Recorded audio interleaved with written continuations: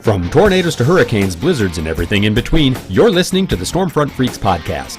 The Stormfront Freaks are former television meteorologist Mark Massaro, atmospheric science graduate and Skywarn storm spotter Brady Harris, digital meteorologist and weather producer on the Weather Channel app Dina Knightley, former on-camera meteorologist at the Weather Channel Kim Cunningham, and I'm your announcer and Skywarn Network coordinator Mark Johnson. Now, here's the moderator of the Stormfront Freaks podcast, Skywarn storm spotter and chaser Phil Johnson. Hey, welcome everybody to the most entertaining weather podcast on your listening and viewing device. Yes, this is the Stormfront Freaks podcast.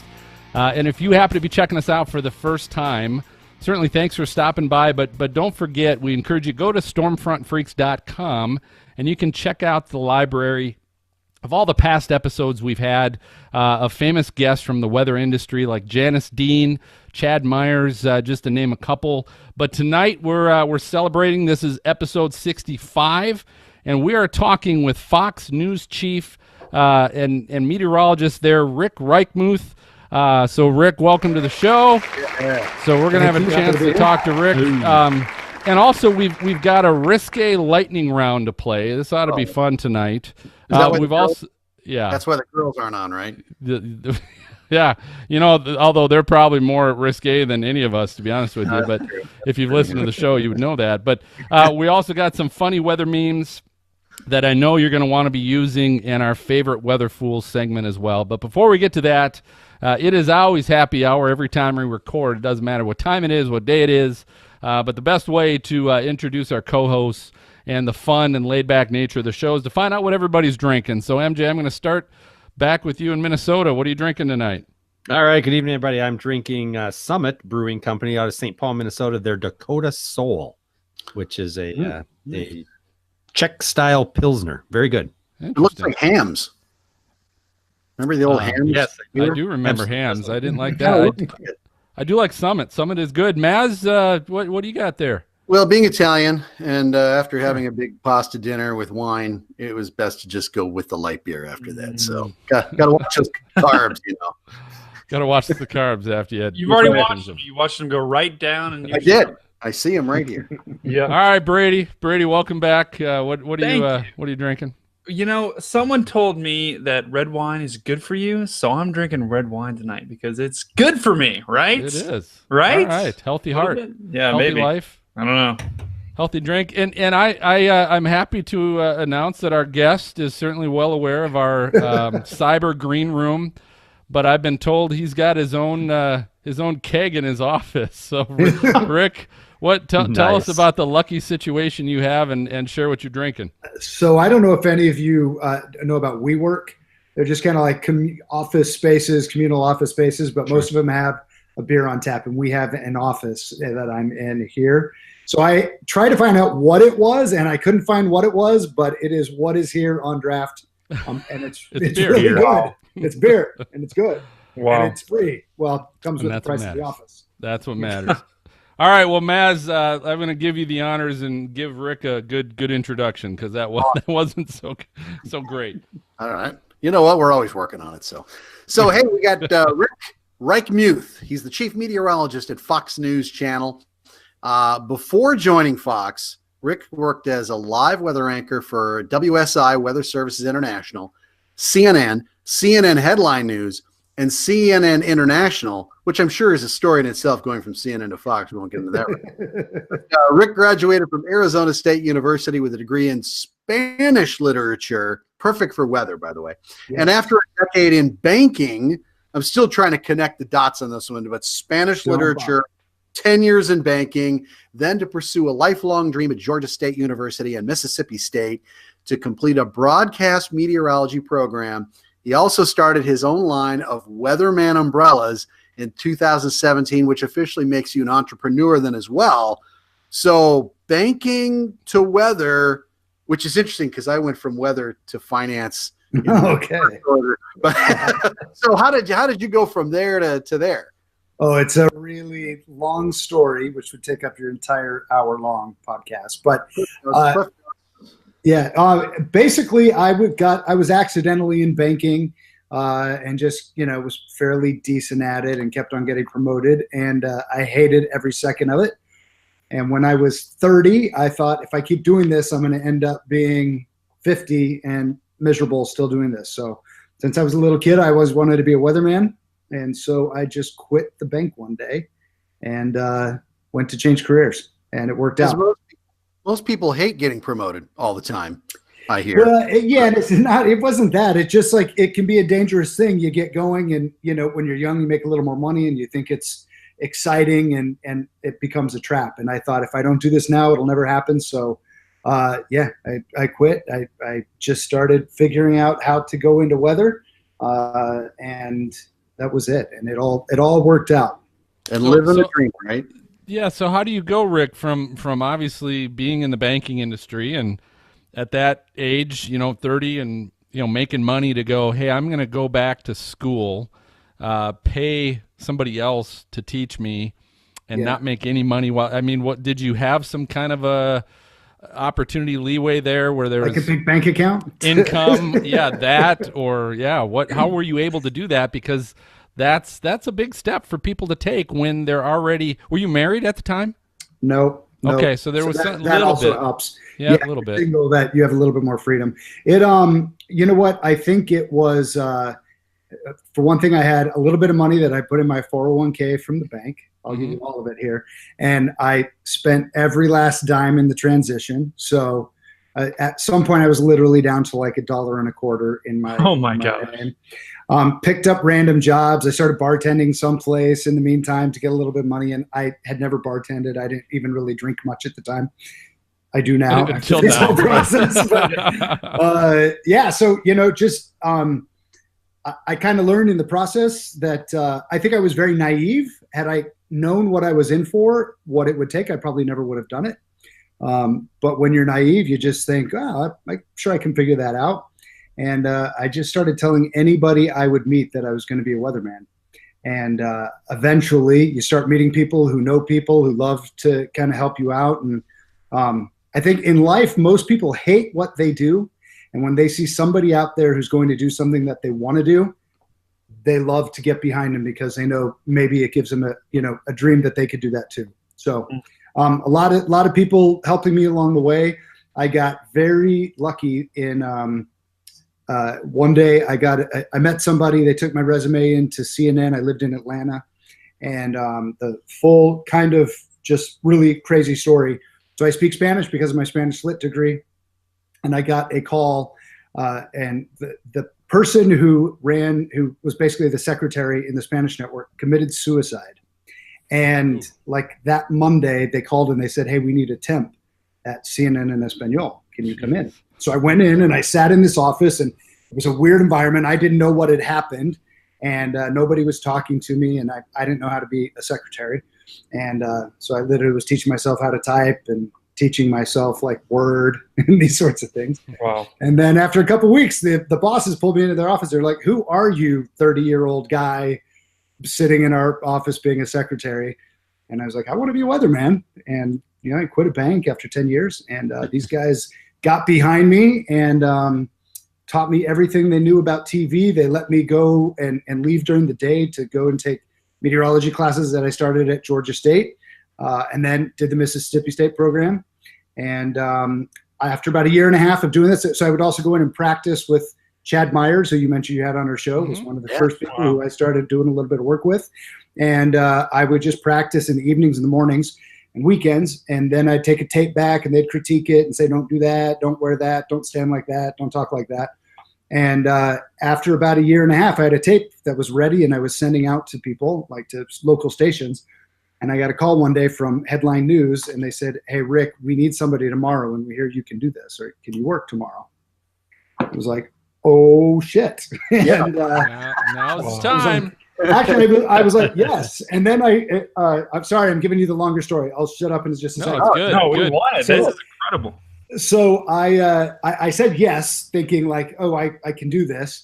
And then the next morning, I went out that night and I bought a bunch of clothes because I didn't have any clothes to wear. So I bought clothes to be on TV for the first time. And they, at the time, Fox or CNN had let go of like 4 of their regular people. Flip Spice, I don't know if you knew who that is, and they let some of these people go, so they needed some freelancers. But meantime, they'd hired this spectacularly beautiful woman. I don't know, Rosie Etta, if you know who she is. She's in Canada now, but she's, like 6'2", and she had been an 3-time Olympian, just this amazingly beautiful woman. And I go in, and she's standing there, and I'm in these like dumpy clothes that I bought at Dillard's or something the night before. And I thought, oh my God, I can't do this. What am I thinking? And sure enough, I couldn't really back out. Chad Myers walked me over to Headline News to show me where to go that time. And I went there, and the anchor went to toss to me, and I couldn't hear the anchor because my heartbeat was beating so loud in my ear. Oh, wow. I couldn't hear a word she said. And anyway, it proves that in television, nobody inside the building is actually watching what is happening on television. They're working on preparing their next segment that needs to be on, or their next show, but nobody's watching what is on television because it was a disaster, but I was a warm body and they kept on putting me on. So that was it. Then I kept the job I'll finish this off in a second. For basically 3.5 years then, I started working on all the CNN networks, freelancing, doing weather, and I kept my job, which due to some layoffs became really secretarial. So I would be like getting my boss coffee and whatever, but I would do the Headline News morning show with Robin Meade, and that my last hit was at 8:45, and at 9 o'clock I would be bringing my boss in coffee, like, here, sir, here's your coffee. Oh my God. And I did that for 3.5 years until I realized they weren't going to give me a full-time job, and then I left. So was there a time, Rick, when you were bartending and you were a secretary and going to classes that you thought, what did I do? Why did I leave? Or I mean, were there times that you really had serious doubts? Never, to be honest with Really? you. I hated what I had been doing up until that point. Felt so incongruous with my soul that from that day, anything after that felt like I was at least alive doing something I was supposed to be doing. So it never felt bad. It was hard and it was terrifying, and but I never doubted it. The probably the best piece of advice that I ever got, that day I got on Headline News, my boss pulled me into his office and he said, Rick, you should feel more accomplished. You've done more than 95% of people have in their TV career. He said, now we'll see if you have the stomach for this business. And I remember thinking, well, I have no idea what you're talking about. I can't imagine it takes much stomach for this business. And I thought about that comment for probably about the next 8 years, at least maybe 3 to 4 times a week when something would be happening. I'd be thinking, I can't do this, or this is tough. But I think the fact that he said it made me always say I have to prove I have the stomach for it. And it was great advice. It kept me going. So would banking have been better if they'd added a keg to your office back then? Maybe. Yeah, I don't know. Let me clarify. I am not at the Fox office. I'm at my side gig office. Right. I see your Weatherman logo behind you. But hey, here's what we're going to do. We're going to take a quick break. When we come back, I'm going to ask Rick a little bit more about maybe some of the storms that he's covered, some of the more memorable ones that he's had. But we'll take a short break. Go ahead and refill your drink, and we'll be right back with Rick. All right. Hey, welcome back, everybody. Here with Rick Reichmuth from Fox News. And Rick, we were talking a little bit about obviously how you transition, and I really think I do think that's really a good inspiration. I think people need to hear that story. Yeah. Because I do think there are a lot of people and a lot of our listeners, to be honest with you, that have dreamed of being in weather or want to be in weather, and they just, for whatever reason, they haven't made the step, or they think the step's too big. And I think that's great inspiration that, heck, you can leave a good job, good paying job, industry, and suck it up, man. If it's something you want to do, you do what it takes to do that. But I want to find out a little bit about, since you got into meteorology, all the various storms. I've read a little bit that you've covered some big tornadoes and hurricanes, and I kind of want to find out what are some of the more memorable ones to you, and why were they so memorable? Yeah, I think without a doubt, it was the spring of 2011 where there were all of the tornadoes and the flooding along the Mississippi. That period there for about 3 months. was a really, obviously a incredibly tragic time with so many storms, but also I spent basically the better part of that time out in the field covering all of those storms and just staying out in the field because there were so many going on, and seeing obviously the weather, which is thrilling to me, but then the interaction of that with people and the human side of it was, incredibly moving. All of that, I would say, culminated in the Tuscaloosa tornado.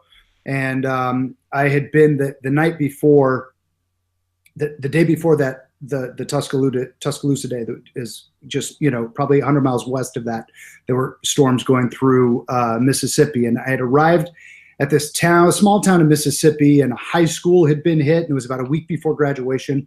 And I remember these guys telling these guys at this place, I had booked up stuff for the morning show, interviews that we were going to do. People were going to come on, like high school kids who their school was ripped apart, graduating the next week. And right in the middle of that, the Tuscaloosa tornado is going on. And so I had to go back and say, like, guys, sorry, the fatalities of the 4 people who had died there, and all of these stories now suddenly don't mean as much because there's bigger stories going somewhere else. And then I arrived in Tuscaloosa about an hour after that tornado went through.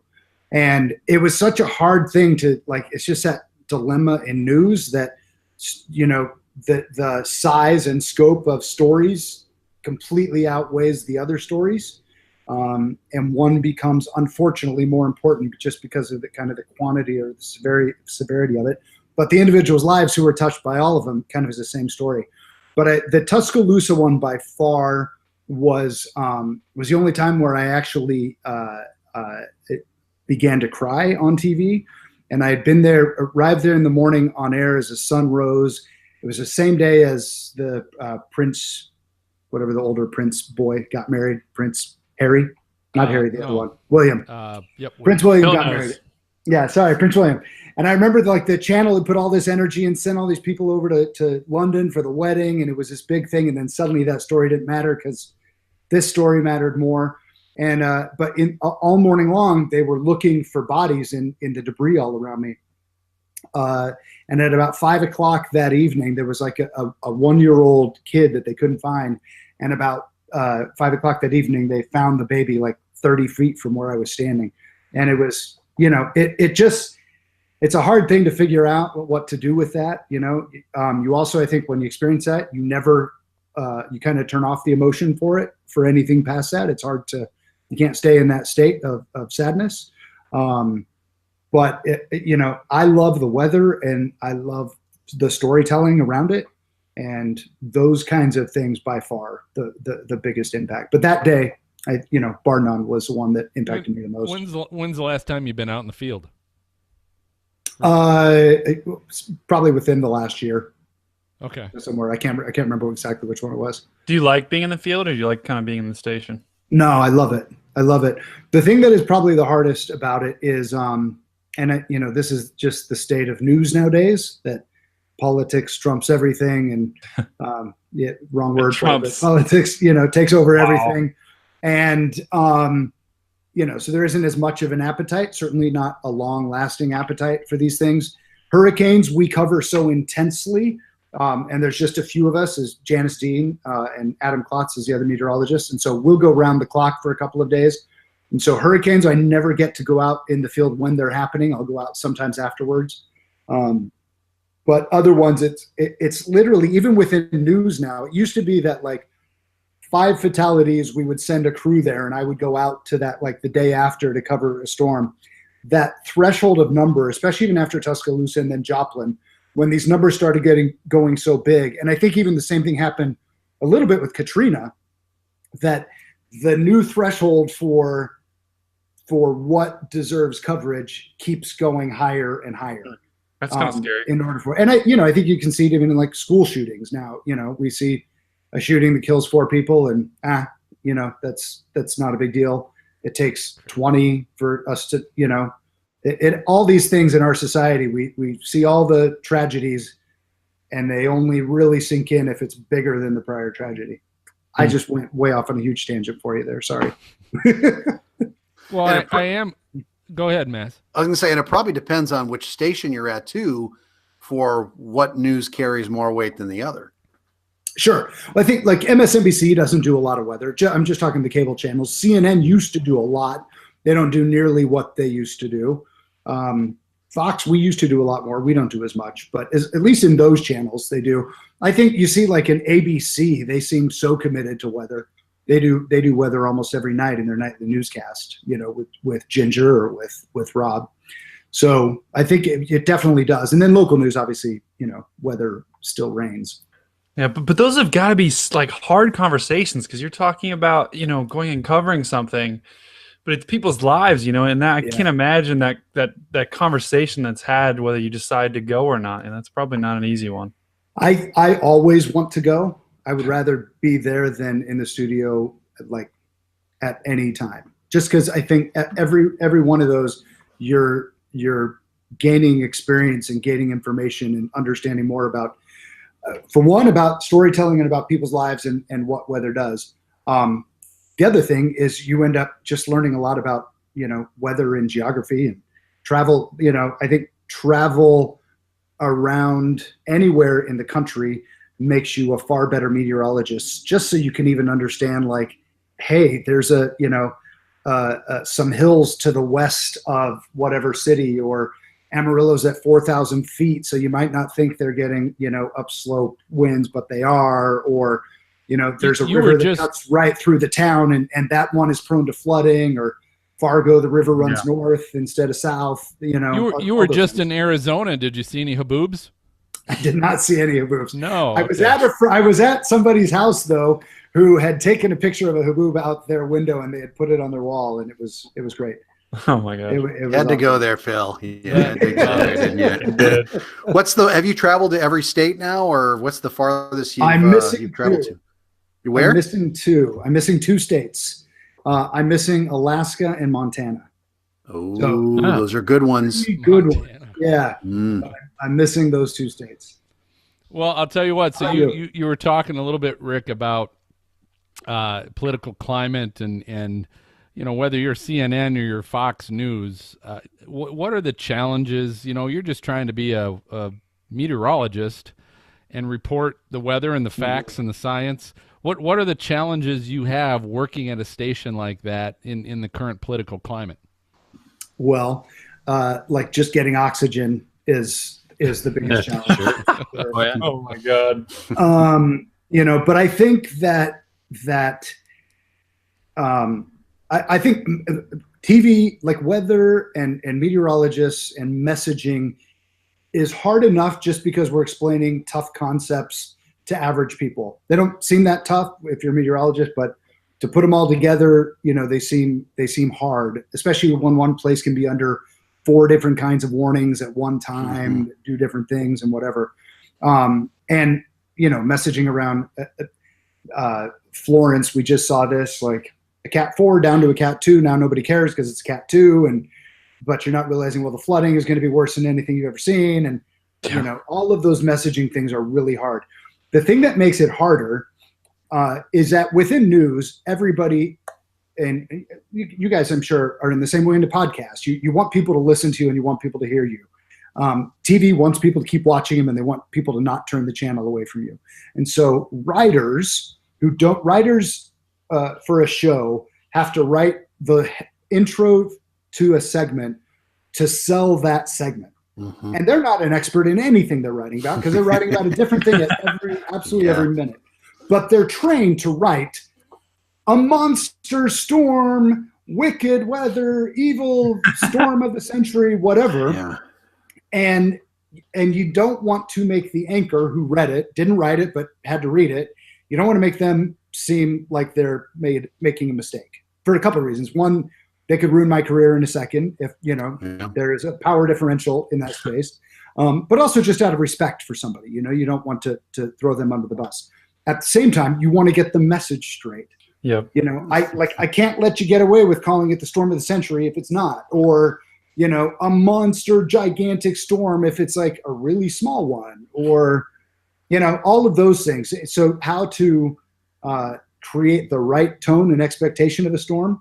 And I am also very aware that we get blamed for the storms going wrong based off of the intro that the anchor read. You know, if you say the nor'easter of the year, worst nor'easter of the year, and then it comes in, you get like 2 inches. You're like, well, no, we said we would end up with, you know, whatever, 2 to 4 inches, but you wrote it as this thing, that first impression of what people are imagining. I think that's the hardest thing that we face in news is how to manage expectations. So you've never ticked off one of your anchors and stuff and been like, oh, what the heck are no? Oh, I have. Let me I for sure have, and we've had some fights around it a little bit where I've pissed them off.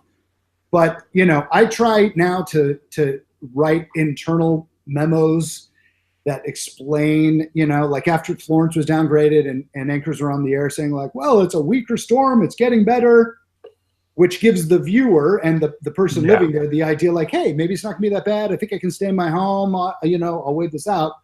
You don't realize, no, a storm that stalls there for 48 hours is going to, you know. So to try to create context around it for everybody, but in a cable news environment, it's a 24-hour news cycle. The amount of people that you're having to communicate with to try to get that information across is it's a challenge, but we have to keep that challenge going, you know. So you ever like email Bob, you know, your little technique, you go, Bob, you know, just to let you know, I can always go back to banking. What are you going to do? You know? I still would never want to go back to banking. Don't let them know that. Yeah, it's not a very strong threat. That's true. Not a very strong threat. So tell us a little bit, Rick, what's been the inspiration behind your new Weatherman umbrella venture? I guess what was the inspiration to go, hey, I'm going to go into business now and create umbrellas?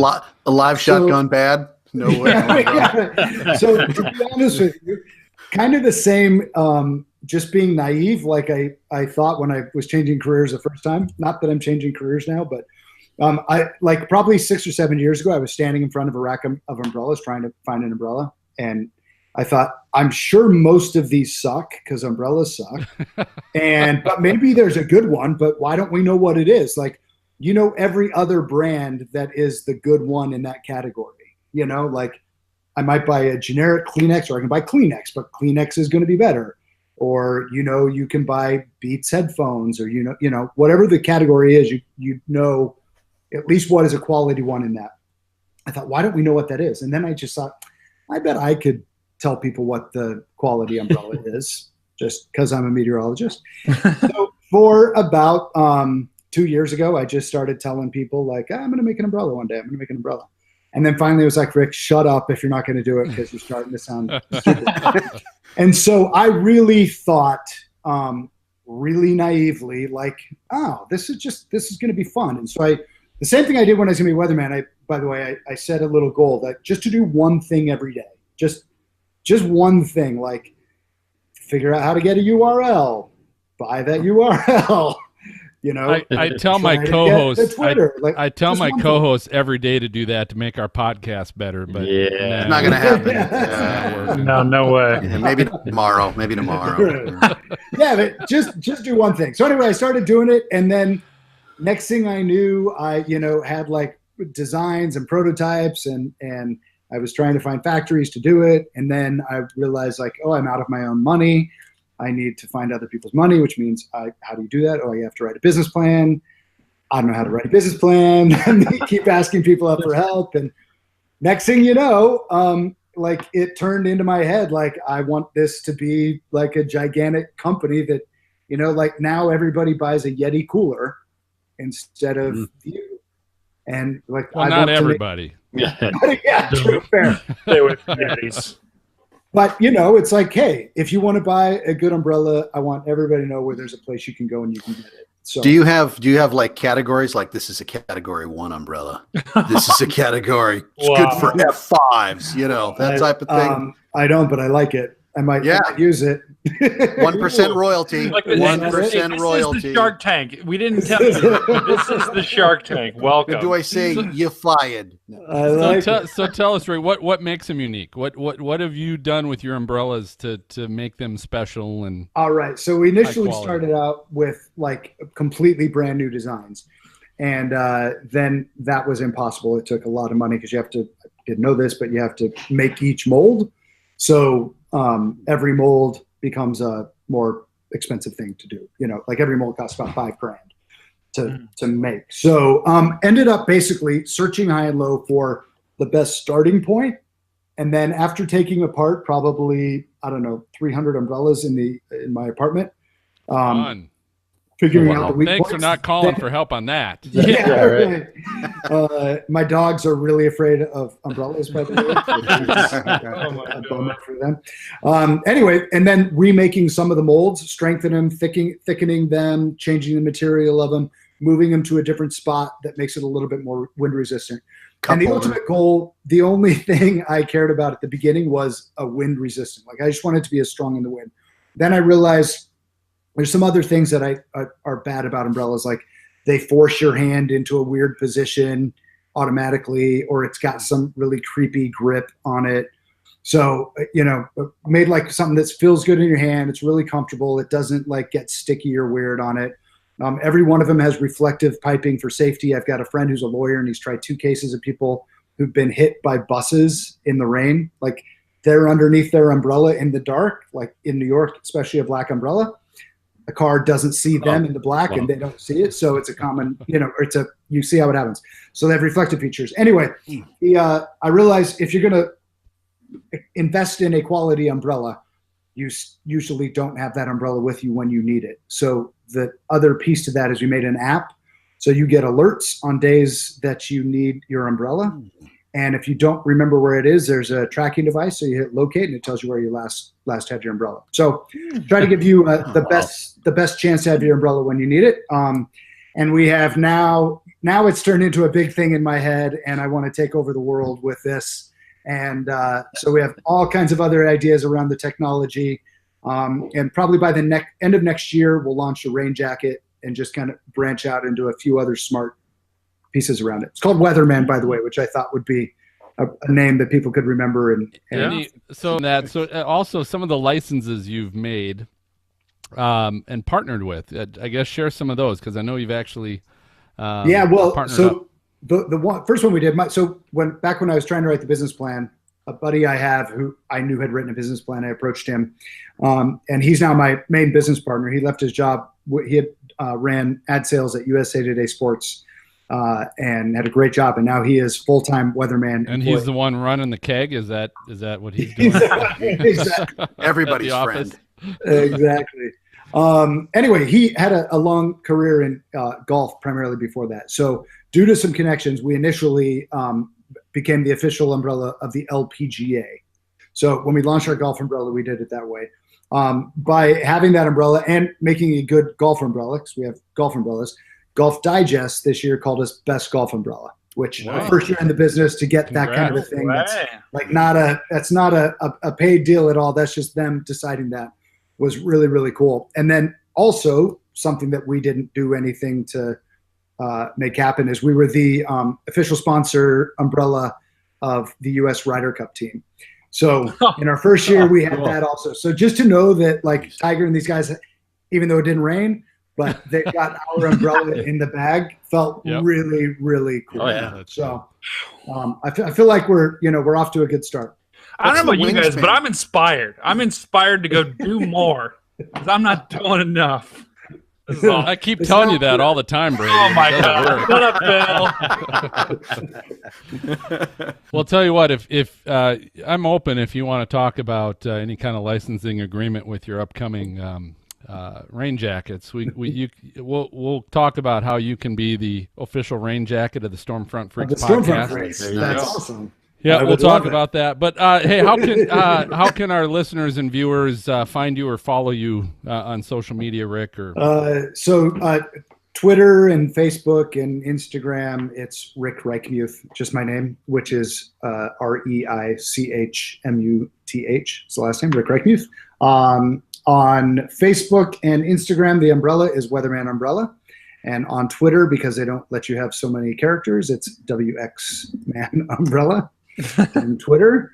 Yeah, so that's it. The website, we only sell direct to consumer, so it's weathermanumbrella.com. I can't believe Weatherman Umbrella wasn't taken already. That's shocking. I know. Shocking. Yeah. I was very happy that it wasn't. I bet. Yeah. You were on it. Hey, that's our signal. It is time for lightning round. So this is our game show of flashy questions for our guest. We always invite everybody to play along here. It was brilliant last week.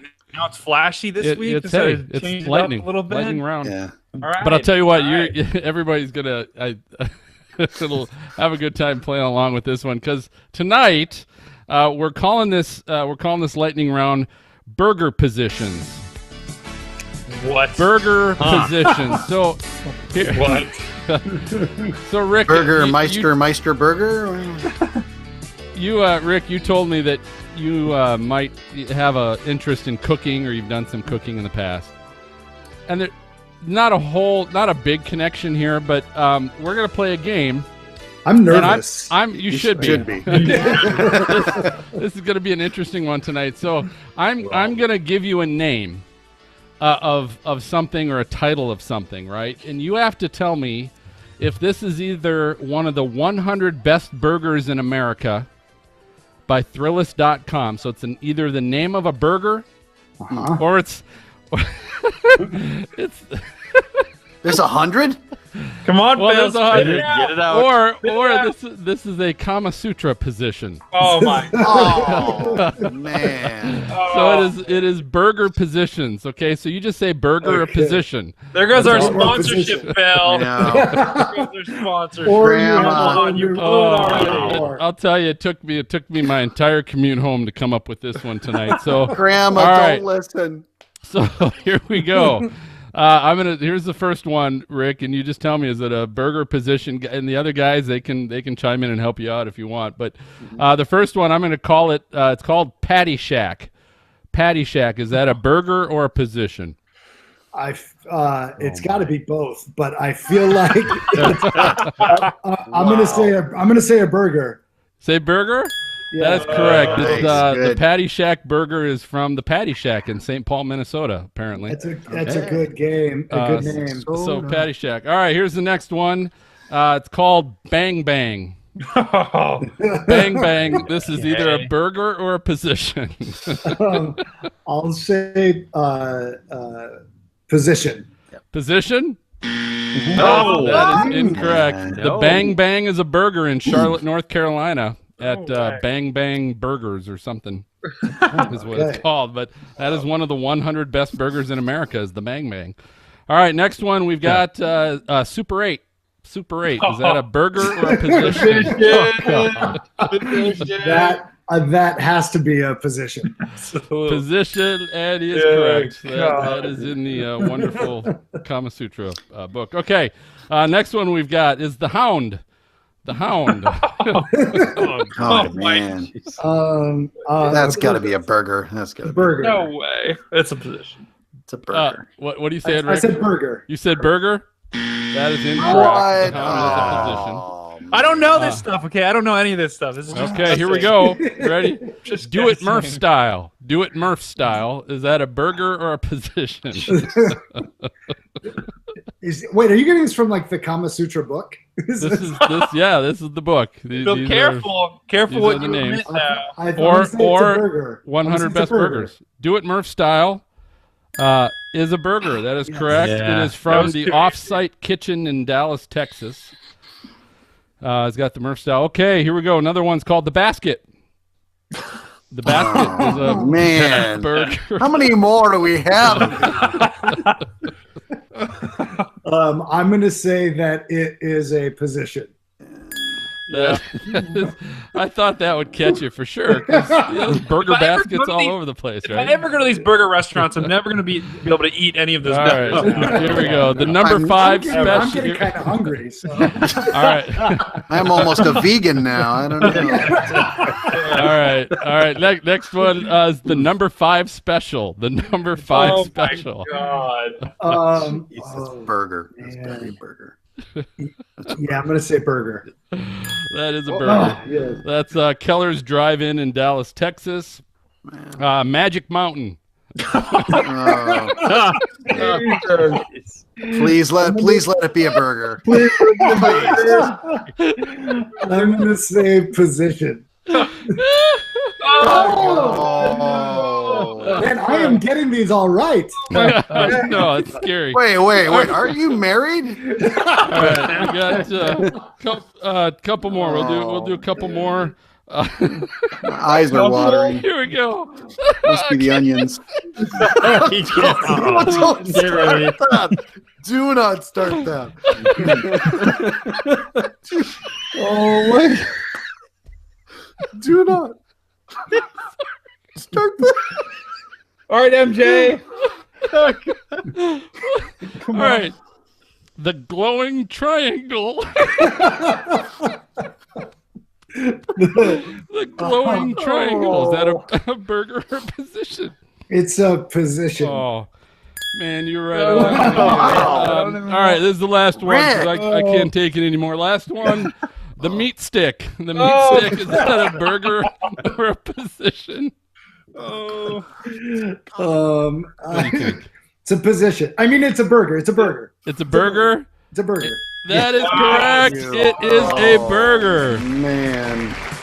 Oh, my goodness. Wow, Rick. You nailed What was those. the score? What was the score? I don't know. I was laughing too hard. You won. The views and questions of Phil are not necessarily the views and Oh, my questions of goodness. Fred. All right. Yeah, you won. You definitely won that one. Man. All right. Don't All right, even great. tell him what he's won. Yeah, great job. Great job, Rick. All right, so hey, we're going to take our final break, try and catch ourselves a little bit. Stay right here. We have got some weather fools that you'll laugh at, and we got some funny weather memes that you're going to want to share with your friends. So we'll be right back. Is anybody sweating? Yes. Welcome back, everyone. Now it's time for everyone's favorite part of the show, Weather Fools. For those of you that are new to the show, this is a time where us as the freaks are out on the internet, we're out on Twitter.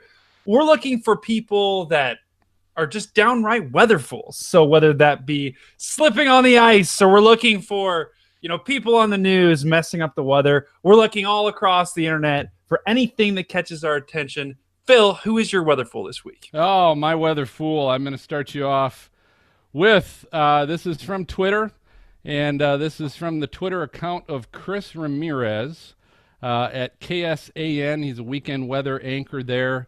And he happened to have a picture, a couple pictures actually, of a Google Map car. So these are the cars that are self-driving vehicles, right? Yeah, Aren't these- Yeah.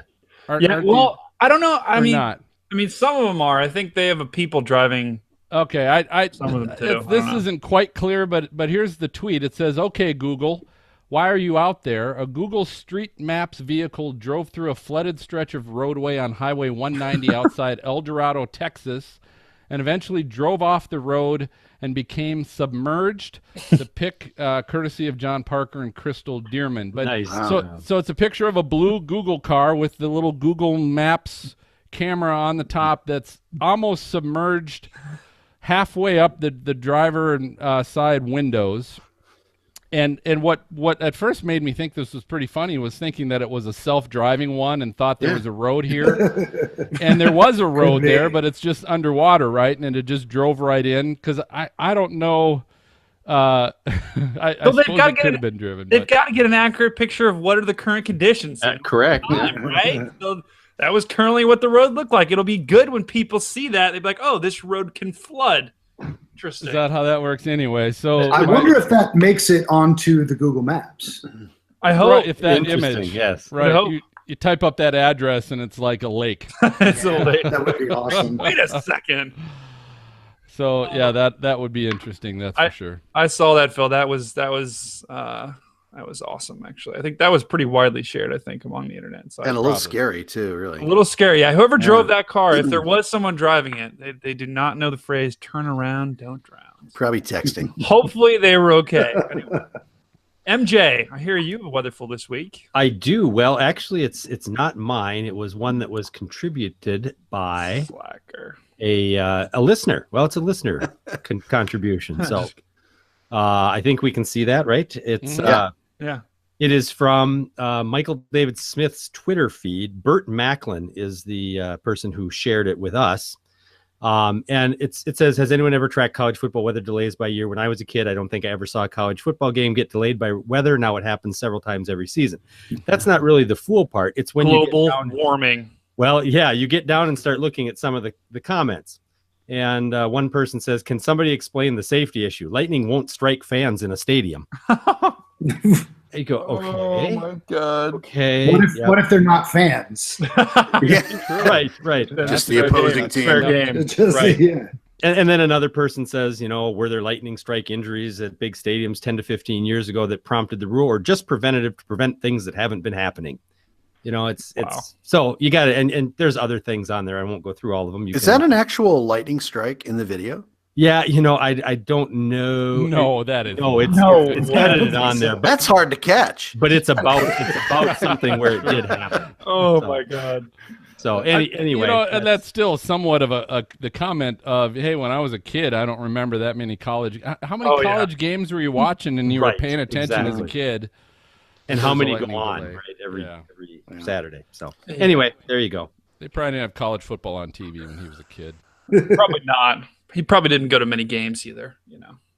All right. Well, that about does it for Weather Fools. Maz, I hear you got next. What do you got for us? Or not? Awesome. You don't have a Weather Fool. You're not in a different segment. No, we have a segment that I think might actually be better. Ooh, I don't know about that. Oh yeah, this is called Funny Weather Memes, which I've become kind of a fan of memes. Some of them are pretty good. But now you add the weather element to it. And Phil, I think you've got one to kick us off, don't you? So, yep, I've got one to start with. And this is, this time of year, right now it's, we're recording November 1st. You kind of never know what the weather's going to be like in any part of the country, unless you're in San Diego probably. But otherwise, it could always change. You never know exactly what it's going to be. So the weather meme I'm going to share that you might want to share on your own social media with all of your friends and family is the one that says, "Go home, Mother Nature, you're drunk." And this one might have been used before during our segment. I don't know, but it shows a picture of a meteorologist, TV meteorologist, showing an obvious cold front line where that looks like Kansas, right? Where half Kansas. The state is blue, hot temperatures in the 30s and 40s, and it's a perfect line right down almost the middle. The other half of the state is green with temps in the 60s and 70s. So go home, Mother Nature, you're drunk. You might want to use that one. Good times. Yes. I remember days like that too. You'd go to a party or you'd go to someone's house, whatever. And you'd come out and after wearing shorts and you're like, there's 3 inches of snow on the ground. What the heck? How long were we in here? So anyway. All right. Brady, you got one? Yeah, I got one. All right. So my weather meme this week, it's kind of along the same lines, except it's getting about that time of year when, the weather gets very unpredictable. And so meteorologists sometimes can have a harder time communicating the risks. This is from a popular movie. Oh God, what was that movie called? Matrix. Matrix. Yep. What if I told you weather forecasters are often inaccurate? And that just plays against us because people see this and people, have this perception that we just suck, and it's not really true. But especially in the winter, people, are harping on the meteorologists are wrong train. So that's Morpheus. I was thinking that's Lawrence Fishburne. I'm thinking, what's his character? It was Morpheus. So it's Morpheus saying, "What if I told you weather forecasts are often inaccurate?" And that hurts because I'm a big Morpheus fan. a big Morpheus fan. Okay. So Rick, we have to Rick, do does it. that it hurts, doesn't it? A little bit. It does hurt. It does Yeah, hurt. I blame it on the headline writers. Yes. There you go. All right, Phil, save us. Oh You God, got another one. this isn't going to save us. This unfortunately is a flashback to our probably our recent lightning round. But so this is an animated meme, right? So one of the more popular sites you can go to is called Giphy, Giphy, I think. And it's an app you can get on your phone and everything else. But all kinds of great animated memes you can get. So mine, it's maybe a little delayed because the hurricane season, I think, isn't the unofficial hurricane season ends November 1st, right? 31st. 31st. All right. So we're still in However it. many days there are in November. We're still in it. But this is they call this a weatherman fail. But it's a weatherman that's showing the hurricane track, and it's coming from his midsection. Oh and my it's God. the cone, right? man. The cone is kind of going straight up from his midsection. Yeah. It's animated. The one thing Rick, I want to point out to you is in the lower left-hand corner, it says Fox 13. Oh, Do you know Yikes. how many times like people send these things to me as a joke?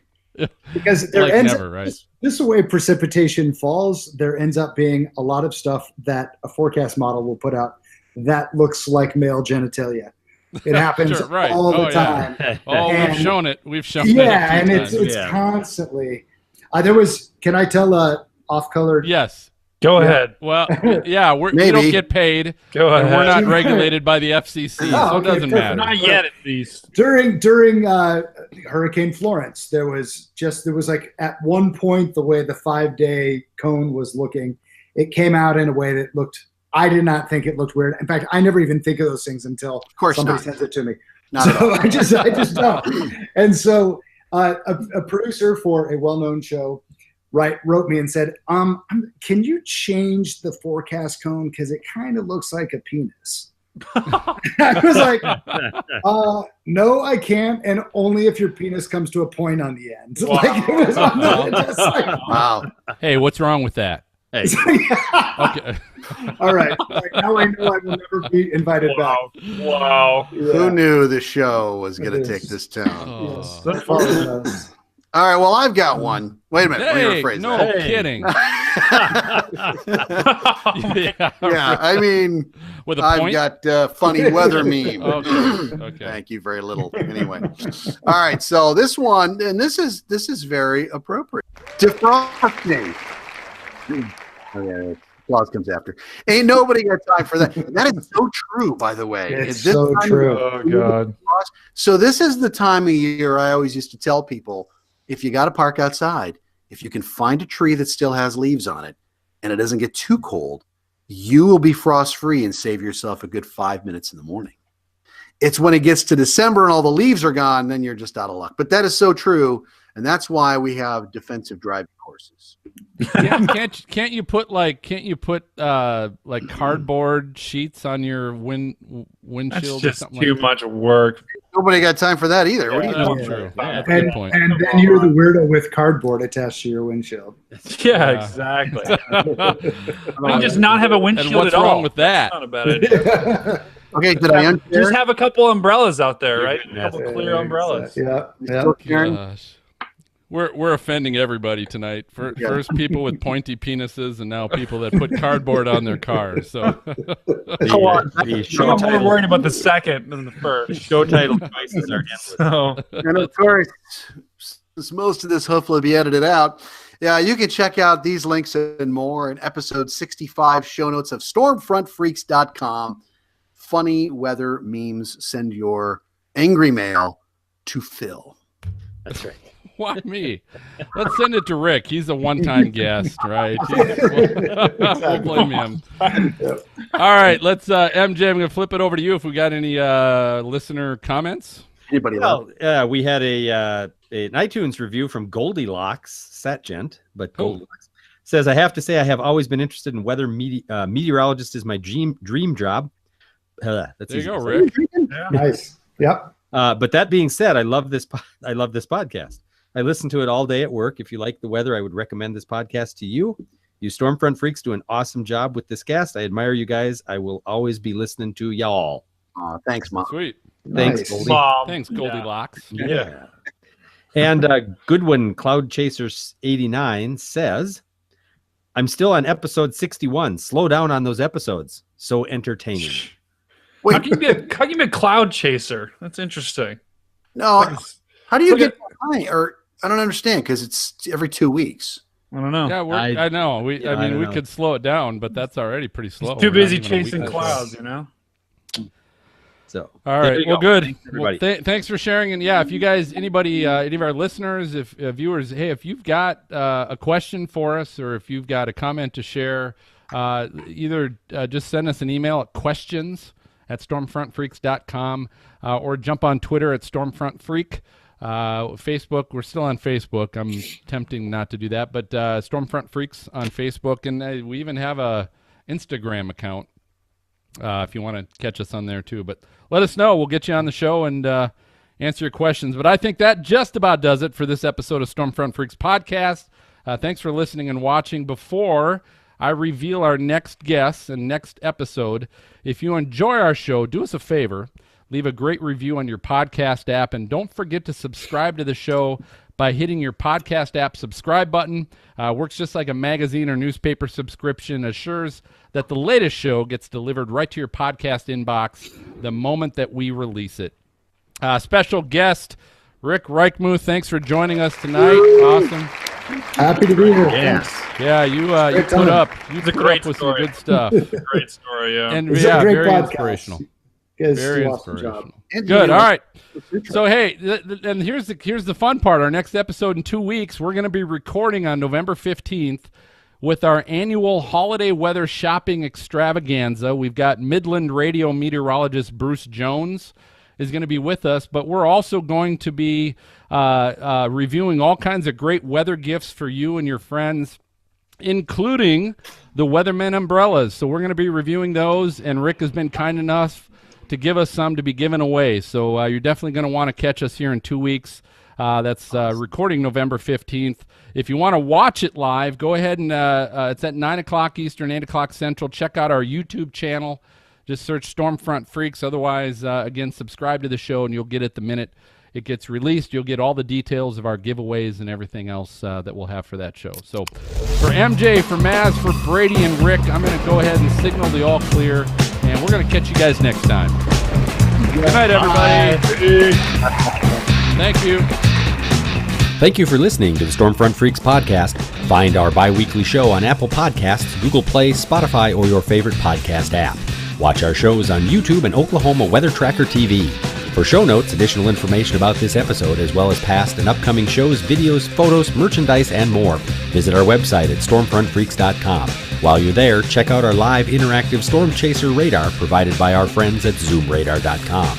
If you would like to contact us with questions or make comments about the show, shoot us an email to questions@stormfrontfreaks.com or follow us on Twitter or Facebook. Search for Stormfront Freaks. We'd love to hear from you. Join us next time and tell a friend about the Stormfront Freaks podcast.